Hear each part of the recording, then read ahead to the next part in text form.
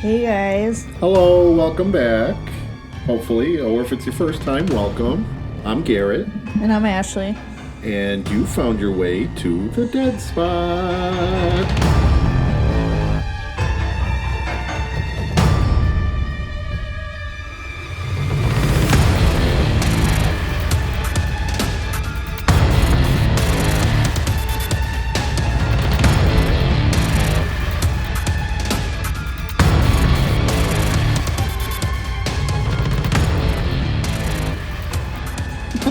Yep. This is the dead spot. Yeah, welcome back. Here we are. I don't really have any true crime news. Well, it doesn't have to be true crime news. I don't have any news. Unless you guys like pop culture and you saw that stuff about Scooter Braun. No. That's the only news I have. No. Well, What about him? apparently all his artists are dropping him. Cool. Probably because, he did that whole thing with Taylor's Masters. Taylor tried to tell you guys. Yeah, you didn't listen. Nobody ever does. Nobody listens. Nobody listens. And speaking of death, big rip to Rick Jeanneret, Sabres announcer for 51 years. If you're outside of Buffalo, you don't really understand the importance of what he did for our team here, but he just died, so still big sad about it. If you grew up in Buffalo in the last 50 years, you know his voice, and anytime you played hockey or played a hockey video game, you definitely try to remake his calls yourself, and you never came close, but you still tried, so sad times in Buffalo. Yep, big rip. All right, so today, Well, today is my episode. And we're going to talk about the Bennington Triangle. Not to be confused with the Bermuda Triangle. no, different triangles. Different triangles, but all weird. Still weird. Not all triangles are the same. No, they are not. Some are acute, some are obese. I don't think that's the right word. Close enough. I think it's obtuse. It's close enough. Same thing. So have you ever heard of the Bennington Triangle? No. I asked you about it, but that was a different thing, right? Yeah, that was a different triangle. Okay. Yeah, not this triangle. All right, Like so... Chester Bennington, I mean, not related. also big rip. Yeah, we don't talk about that. For many reasons. Well, in the end, it doesn't even matter. Oh my god, stop. Alright. So the Bennington Triangle, we're just gonna give a little background on like where it is, why it's like famous, which apparently you don't know about, so we're gonna talk about it. So Joseph A. Citro, he's an American author. He coined the phrase the Bennington Triangle like in the 90s. I think it was like 92 he did. And it's used to describe an area of southwestern Vermont where a number of people went missing between 1945 and 1950. Ski country. I mean, I don't know. Okay. This area is also known for strange events like UFOs, Bigfoot sightings, Yeah. and strange lights and sounds, which Cool. also correlates probably with the UFO sightings. Yeah. Many people believe that this area of the world is like a veil between this world and like another world. Ooh. And this area shares a lot of characteristics with the Bridgewater Triangle, which is probably the one you were thinking of. Yeah, that's the one I heard about That in one's Massachusetts. in Boston. Yeah. Well, not Boston, but southeastern Massachusetts. Yeah. So the Bennington Triangle is centered on Glastenbury Mountain, which includes some of the towns around it, such as Bennington, Woodford, Shaftesbury, Glastonbury, and Somerset. But some of these towns are ghost towns today. They don't exist anymore. This whole area in total is about 100 square miles. And Glastonbury and Somerset are the ones that are ghost towns today because they used to be like logging towns, but since all that stuff like declined, nobody lives there anymore. Nope, sure. So, according to Native American like folklore, this area of land is said to be cursed. they say that they believe that there's like these four winds that come together at the top of the mountain, which makes like it's like malevolent. That means bad. Yeah, that's bad. So they warned of this malevolent stone in the mountains that would open up and devour anyone unlucky enough to step on it. Well, watch out for that rock. The Native Americans avoided this mountain, and they never dared to get near it unless they had to bury one of their dead. Of course. And I feel like we should listen to them. Yeah, given the way most of the time things are severely haunted because of Native American burial grounds. Yeah, and building over them. Yeah, just let them be. That's like my number one fear. If like we ever buy a new house, that's going to be haunted. Well, I'll make sure of it. That it is, so we have content. Oh, okay, great. So early colonists were plagued with many hardships and bad luck, which the Native Americans attributed to the land being plagued. The town enjoyed prosperous times in the early 1800s, providing lumber and manufactured charcoal. But by the late 1800s, the mountain was almost completely deforested, so people moved on. They didn't live there anymore. Gotta deforest another part of the forest. All right. Well, yeah, that's what we do here. Yep. That's why the ozone is disappearing. But you know what? That's another conversation for a different day. And all the hairspray in the 80s. Yeah. All right. So first we're going to talk about the Bennington Monster. Rawr. Do you have any idea what the Bennington Monster is? Something scary. And well, mysterious. Well, I don't know if the Bennington Monster is exactly real, but it says for over 200 years, there have been numerous sightings of a Bigfoot-type creature in the Glastenbury mountain area. The first sighting occurred in the early 1800s when a stagecoach full of passengers stopped on a washed-out road. They noticed giant footprints in the dirt that were too big to be human. Their coach, like their stagecoach, was then attacked by a large figure that tipped it over on its side, and then the creature ran into the woods. So it's like Jeepers Creepers? The Creeper. I never watched it. Continue. The witnesses said that the creature was over 6 feet tall, large, and hairy. So, like, I mean, it could have been an animal, but... And Shaq wasn't alive yet. Shaq wasn't alive yet, and I don't think he's hairy. Not on top. He's bald, so... It couldn't have been him. It's not Shaq. So, pretty much what we know as, like, a Bigfoot type of guy. Bigfoot, Yeti. Yeah. So... As early as 1879, according to the New York Times, 2 hunters happened upon a wild man while hunting in the woods. The hunters shot at him, the creature charged them, and then the 2 hunters dropped everything and just booked it. Which, honestly, I would do the same thing. Yeah, I would probably say so. Especially, it's a giant wild man. The same giant that you just mentioned. Or like a... Listen, if anything came charging at me, I'd be like, bye! Yeah, in the woods. That's probably a good idea. Probably for the best. I'd be like, I don't know what's happening, but I'm not trying to get murdered, so I'm gonna dip. Bye-bye. Yeah. So, according to the Bennington Banner, in September 2003, a Winooski man spotted a Bigfoot-looking man heading into the woods near Route 7 toward the Glastenbury Mountains around dusk. The police wanted to shrug this off, think, okay, crazy. But it's not the first time they've heard this. They've heard about this guy for years and years and years. Nobody ever seems to see him. Well, people see him, but they don't ever, like... I mean, there's not, like... I mean, it's 2003, there's a cell phone, but, like, not good quality. They forgot to charge their digital camera. Yeah, so, like... It's, like, folklore, but, like, also not. Alright. Alright, so now we're going to talk about the biggest mystery of the Bennington Triangle, which is with all these different disappearances.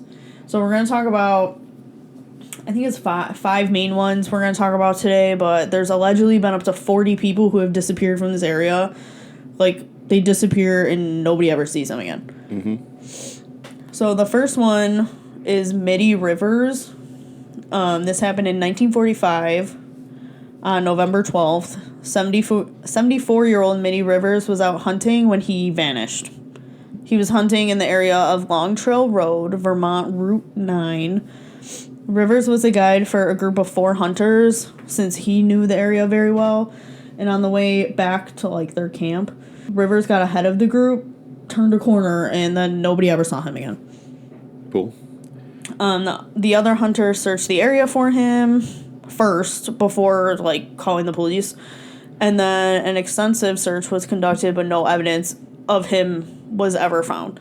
The only thing that they did find was a single rifle cartridge in the stream. Interesting. So, like, they didn't find footprints, no, like, physical evidence. He's just literally gone. So, I would guess he shot at something and then got took. I don't know. By a creature.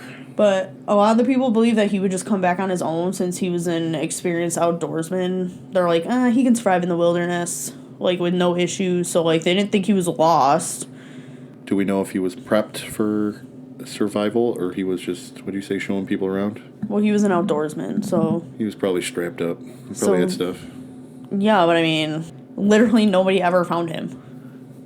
Well, he's just really good at it then. Like, he went ahead of the group and then nobody ever saw him again. That's one way to make an exit. And this is pretty much all, like, the information that's on him. His remains have never been found till this day. And, like, I saw on one source that they did find his remains, but the dates, like, didn't add up with the other sources, so I don't think that's true. We'll just go with they never found anything about him. So the next person we're going to talk about, which is the most popular one, the one that, like, pretty much everyone knows about, is the disappearance of Paula Jean Welden. Not me.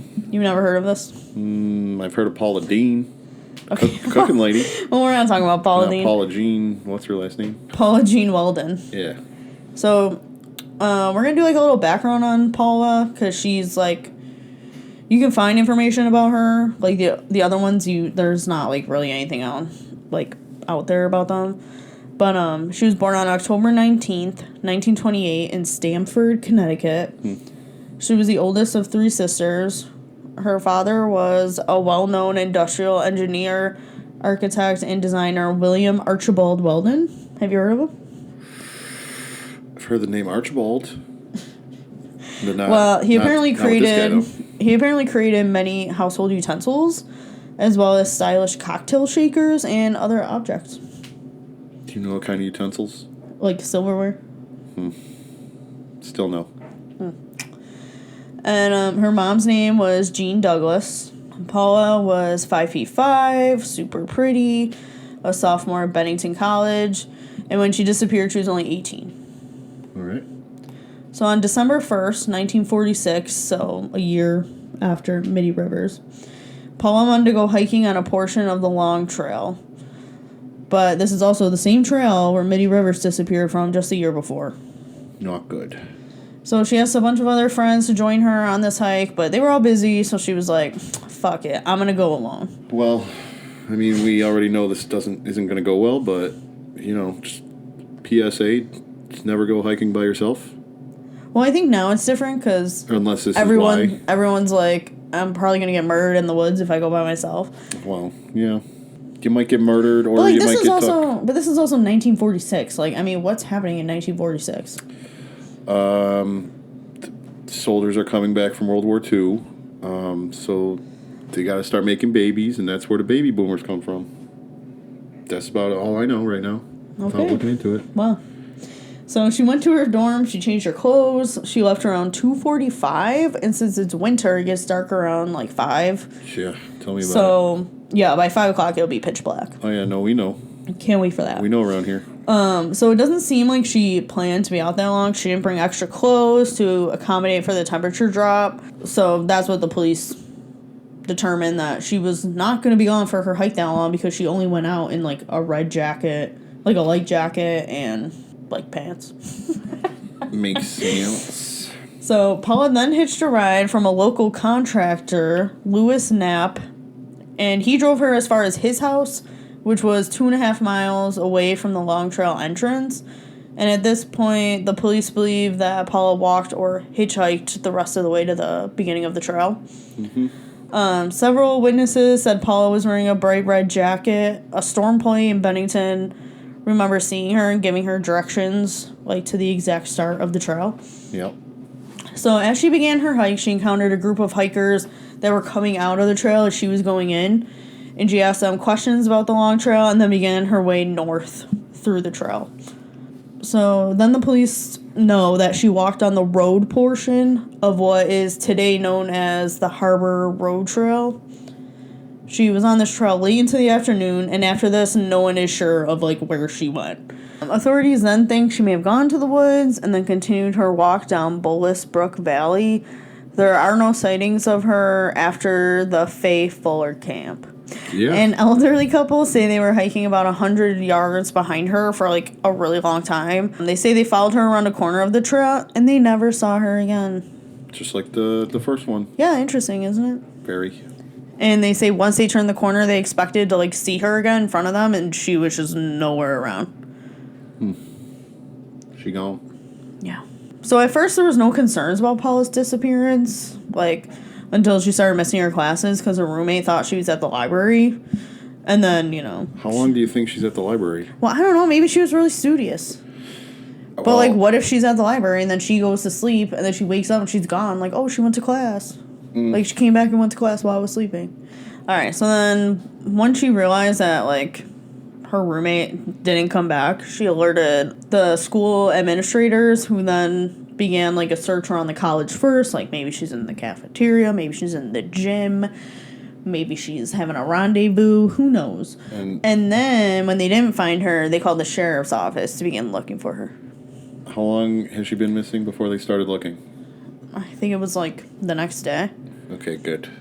Because I was going to say, now you're involving the sheriffs. But So now I expect them to be like, well, maybe she's off doing whatever, like you just mentioned, like cops do in a lot of these situations. Or the classic, she just ran away. Yeah, that's what I'm saying. Like, she's old enough, she partied too hard, she's passed out on a couch or something, Well, it instead of doesn't actually sound- doing something about It it. doesn't sound like our girl Paula was, like, a party animal. I mean, she just wanted to go for a hike. She wanted to get that fresh air. Yeah, nature is life. Her hike was only discovered because apparently none of her friends were like, hey, she went on this hike and never came back. When one of the hikers that she approached in the beginning of her hike, like when she was walking in, they were walking out, he recognized her from, like, her missing photo in the Bennington banner where he worked. So he was like, hold up, I saw that girl going into the woods. Right. So, while the search for her got underway, Bennington College closed down for a few days because, like, all the students and the faculty were participating in the search for her. Hundreds of volunteers, family members, firefighters, police, even the National Guard searched for her, and they didn't find her anywhere. Most of the people searching for Paula just assumed she got lost in the woods, which that's what most people would assume. But they searched one trail. They searched from one trail as far up as the Glastenbury Mountain, which is 10 miles north, all along Route 9 from Bennington to Brattleboro. Throughout all this searching, no evidence has ever been, like, found. Never ever. Not a piece of her jacket, not a shoe, not a sock, literally nothing. Not ever, not Not nothing. a piece of hair, like nothing. Not nothing. So because they couldn't find a trace of Paula, people theorized that maybe she ran away to start a new life. Uh-huh. They also thought maybe she was depressed and committed suicide. Sure. Even though, like, none of her family or friends said she was depressed. They also said maybe she became injured and suffered amnesia. Sure. Or that she met a secret lover and ran away to elope. And it was the giant wild woodsman. Yeah, it was the Bigfoot. And she's Like that movie. Mrs. Foot. Like that, what's that movie called? Cabin in the... No. Harry and the Hendersons? No, that movie we watched that you hated, where all of a sudden that guy was like a cult leader and then she had to marry the leader. Oh my god. Oh, spoiler alert. Yeah, it's the new Wrong Turn. Maybe it was one of those situations. Maybe. I mean, it happened in that movie. Maybe the Wrong Turn 2022? Is that what... Last year, right? Maybe Wrong Turn 2022 was just a documentary about her. Maybe. But yeah, so pretty much any theory that anyone could have come up with, people just assumed happened to her because literally there's no explanation for what happened to her. Oh, also, quick side note, don't even watch that movie because we thought it was going to be like a remake of the original Wrong Turn, which was really good and classic. but this one is not anywhere near. This one takes a left turn This from the one- original. This one is taking the absolute wrongest turn, so just don't watch it. So if you do, I'm sorry, but I would advise against it. Or if you already did, then you know. Ugh. Yeah, but people said they like that movie, just not us, apparently. Well, good for them. Not me. Anyway, so the Connecticut State Police were eventually called in to help with the case because the sheriffs weren't getting anywhere. Okay, so I read this in one source. So just take it with a grain of salt because it's the one source where I saw this in. I didn't see it in like any other source. That there was one person of interest in the Paula Welden case. It was discovered that he was the last person she probably saw on her hike. A man named Fred Gadet. Fred lived on Harbor Road and saw Paula walking down the pathway after he stormed out of his house after an argument with his girlfriend. Fred told 2 different stories to police about Paula, which made him a suspect in her disappearance. He told them that after an argument with his girlfriend, he went to his shack, which I thought he came out of his house, but I guess it was her house. I don't know. You can have a shack too. Shack in the back. Spent the evening by himself. But then at a different time, he told police that he drove up the travel portion of the trail in the same direction that Paula was heading. So allegedly, Fred told 2 people that he knew within 100 feet where Paula's body was buried. I don't know. But like, kind of sus. yeah, like it sounds suspicious, but I didn't really see this in like any other main like news articles or anything. So I don't know. Just take it with a grain of salt. That apparently they had a suspect, but because there was no physical evidence, forensic evidence, no body, the police were not able to do anything with him. So it's not like they can charge him. So they had to drop the case. Kind of sus. Paula's father is pretty well known for criticizing the police because he felt they weren't doing enough to try to find his daughter. Like, they didn't care. They didn't go into the woods immediately.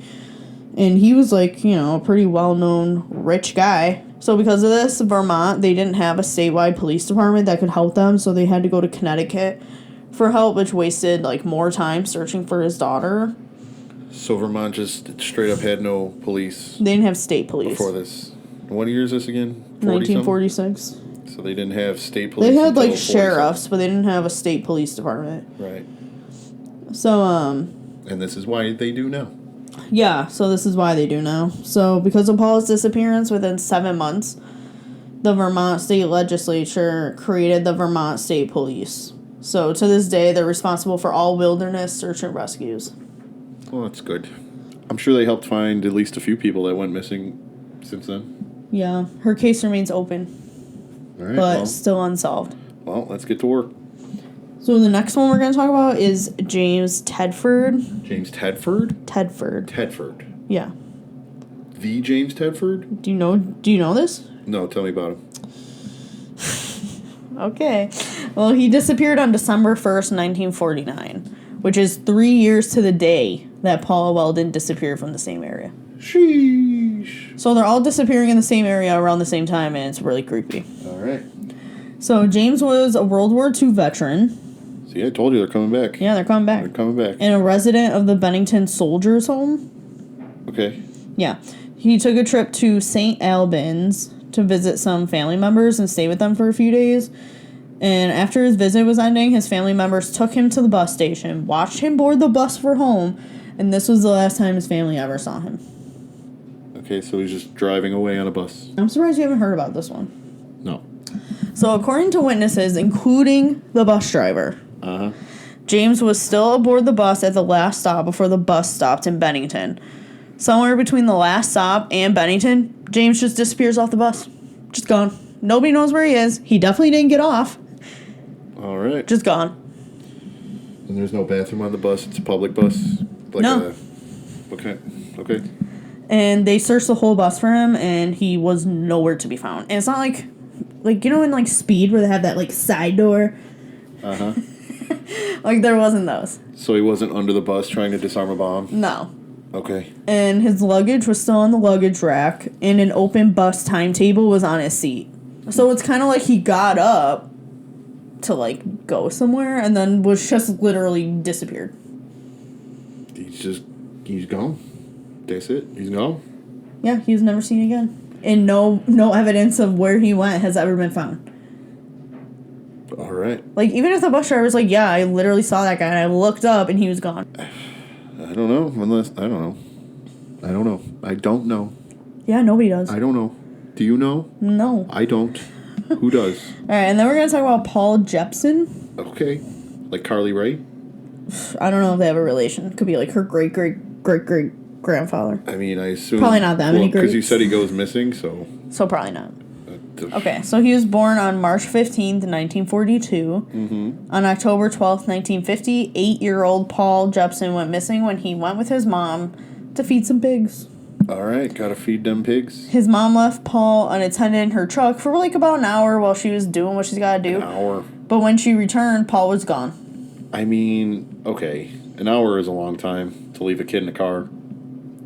So... I mean, today someone would have called the police. Yeah, but it's also 1950. Yeah. So you have to remember the time period. I mean, I'm just saying, like, a lot of shit could have happened in that hour.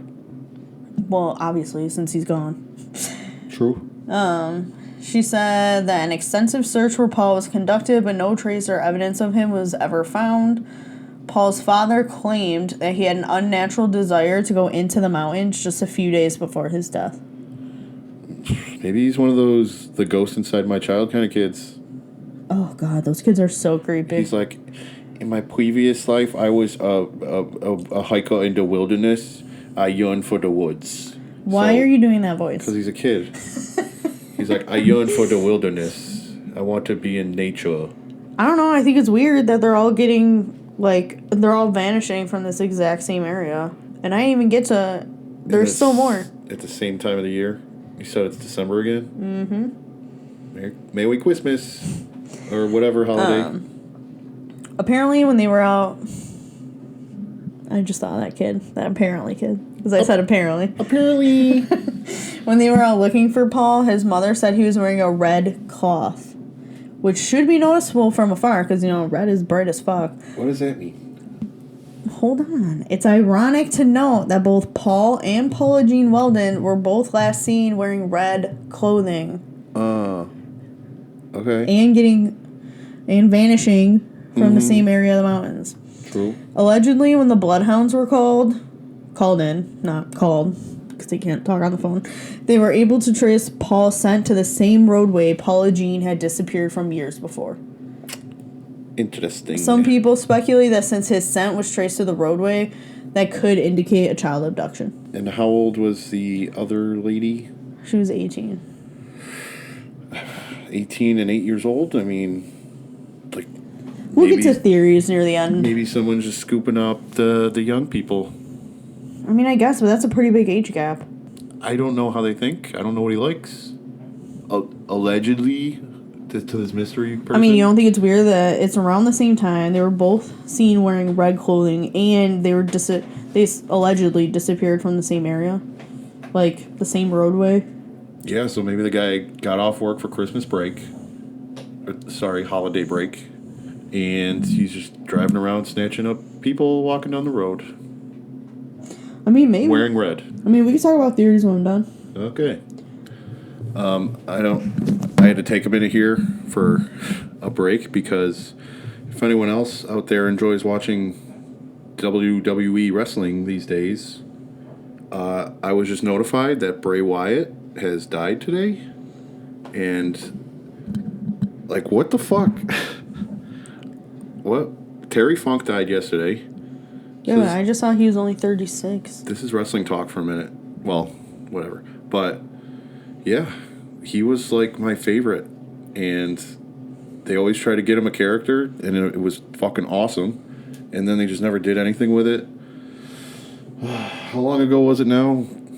Luke Harper died, and he was very broken up about it, and I know he was struggling with that, being so close to him, and this and that, whatever, but, yeah, so, in case anybody else, I mean, by the time we put this up, everyone's going to know who...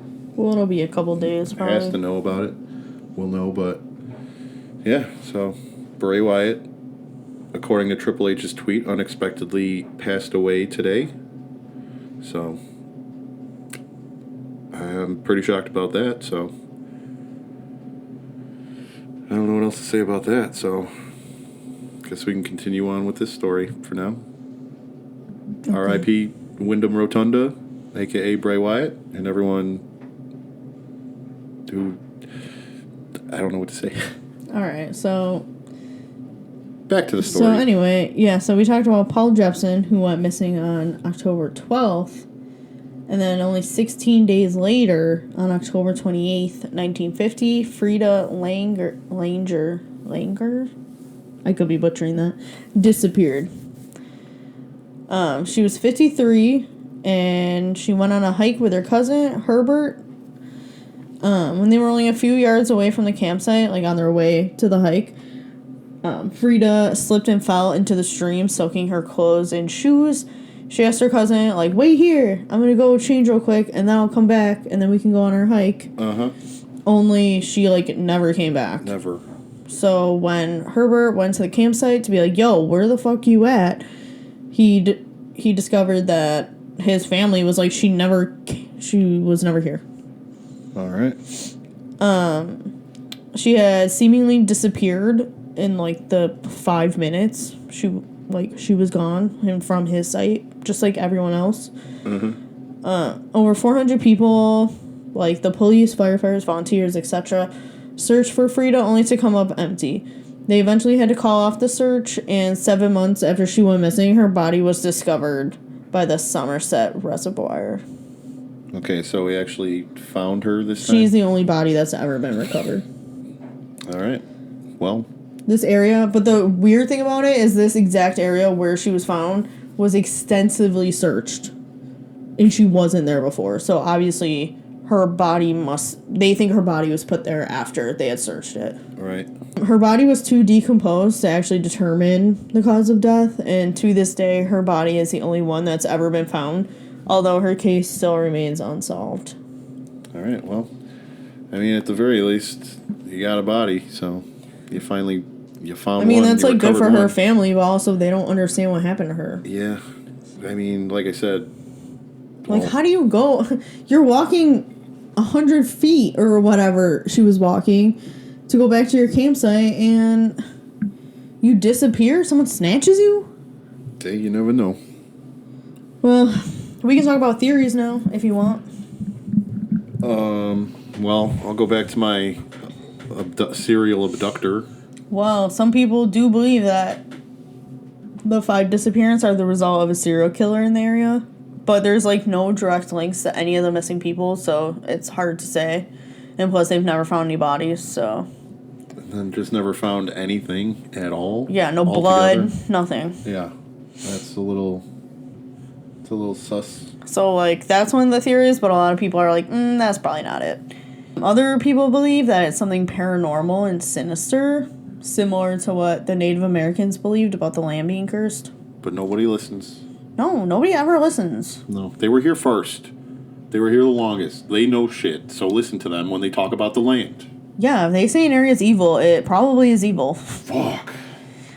Some people believe that these people all vanished because of aliens, a time warp, or some kind of interdimensional portal or vortex. Time warp? The like Rocky I Horror? just stuttered so hard. The vortex time warp again? Or portal theory is very popular because none of the bodies missing have ever been recovered except for Frieda's. Well, why wasn't Frieda good enough? But also... Why did they return Frieda? But also, can we just talk about the alien thing? Because now the government said aliens are real, which I think we all knew. Oh, yeah. So, like, they definitely could have been taken by aliens. They could be living on another planet right now. That's when a lot of shit was, like, started being discovered or something like that. It was, like, around the, 30s and 40s they were saying, like, they made first contact or some shit like that. So, they've been wandering around the woods. Why wouldn't they? Like, what if the aliens were that Bigfoot thing, and then they're just, like, snatching people to, like, populate their planet? Okay. Other people believe that the dense forest and rugged terrain cause them to get lost, which, I mean, wouldn't be, like, a far-fetched idea, because this area is, I mean, it's a friggin' mountain. So it wouldn't be hard to get lost. And we're in Vermont. Yeah. Why are you looking up a map? Oh, okay.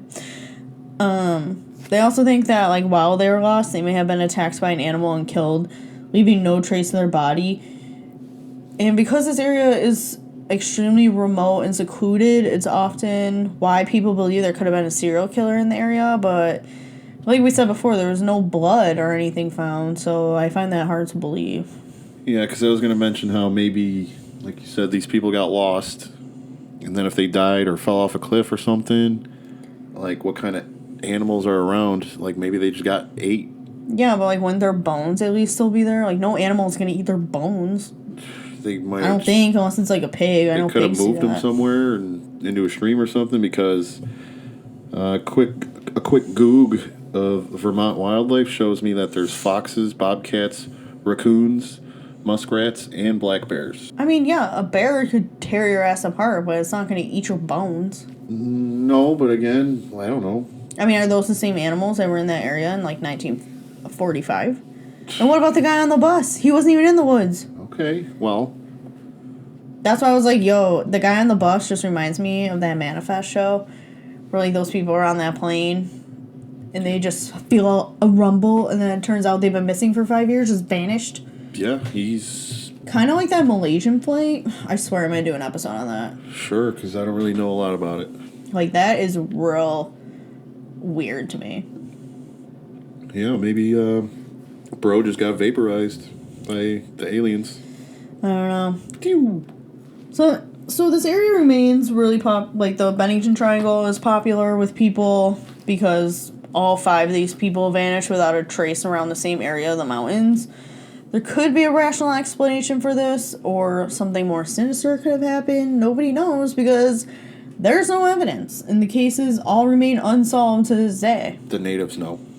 Once again, they know. They said they would not step on that mountain. It's to this day, they will not step on that mountain. This land is their land, so listen to them when they tell you there's something bad there. You know? Yeah, that's the song I always sing when people don't believe me. That should be the fucking national anthem right there. That was off the cuff, too. I didn't even write that down. That was freestyle, baby. Do you think it could be aliens? It could be because anything. People have reported strange lights and sounds in the area. Then sure, checks out. Like, what are those things? The cornfields? Like, what are those? Crop circles? Yeah, like, what are crop circles? I mean, I don't think there's any crop circles in the area, but... it's where the spaceships landed. How are they perfect? I don't know. Yeah. Conspiracies. But yeah, that's the Bennington Triangle. All right, cool. Well, it was unnerving, and stay out of the woods in Vermont in December. People go there to, like it's a huge hiking area. Well, yeah, just don't go in December, apparently. Well, did they all happen in December? Was the bus guy October? Frieda was October. Frieda was October. And so was Paul, because they were 16 days apart. All right, don't go to Vermont in the fall time. The fall or winter. Yeah, and James Tedford was December 1st, and so was Paula Jean. Spring and summer, Vermont all day. Mm-hmm. Fall and winter, aside from like a ski resort. Yeah, it was maybe? all in the fall, because Midi Rivers was in November. So it's November, October, December. What's next? September? January? Probably. Where does it end? And I heard about this, the Bennington Triangle, because I never heard about it until I was listening to My Favorite Murder, and they did an episode about some guy who went missing there, but they found him. So they found 2 people. Well, he was alive though. Okay. So. And then she was saying. So they found at least one dead body and one alive body. I think it was Georgia. I don't know if he was found in the Bennington Triangle or he was found somewhere else. But I remember he her escaped from it and was. I remember her saying the Bennington Triangle is weird as fuck. You guys should check it out. And I was like, I'm gonna check that out. All right, yeah. So shout out to them. My Favorite Murder. Yeah. That's where I got my idea from. All right. Cool. So, let us know what you think. Yeah, and I'll put all the sources. Well, Garrett will put all the sources in the show notes. I'll put her sources in the show notes, I guess. If you guys want to check out the articles I read or yeah, so just check out more information. Let us know what you think. We're on Twitter. Again, I'm not calling it X. And Instagram at DeadSpotPod. And our email is deadspotpod@gmail.com. Yeah, if you have any weird stories about the Bennington Triangle, we would like to hear them. Because I'm interested. And let us know what you guys think. If you think it's like an alien abduction, a serial killer, they just went in the woods and got lost, let us know. Yep. And then we can talk about it in the next episode. Yep. So, well, I hope you come back next time. Yeah, keep listening. And hopefully during the next one, like, another one of my favorite wrestlers won't die. Because I'm very sad right now, so I'm going to have to go look into that. But, so, R.I.P. Bray Wyatt. R.I.P. R.I.P. Rick Jenneret. And Terry Funk yesterday. Big ups. Alright, well, we'll see you guys next time. Bye. Yeah, bye-bye. Love you, bye.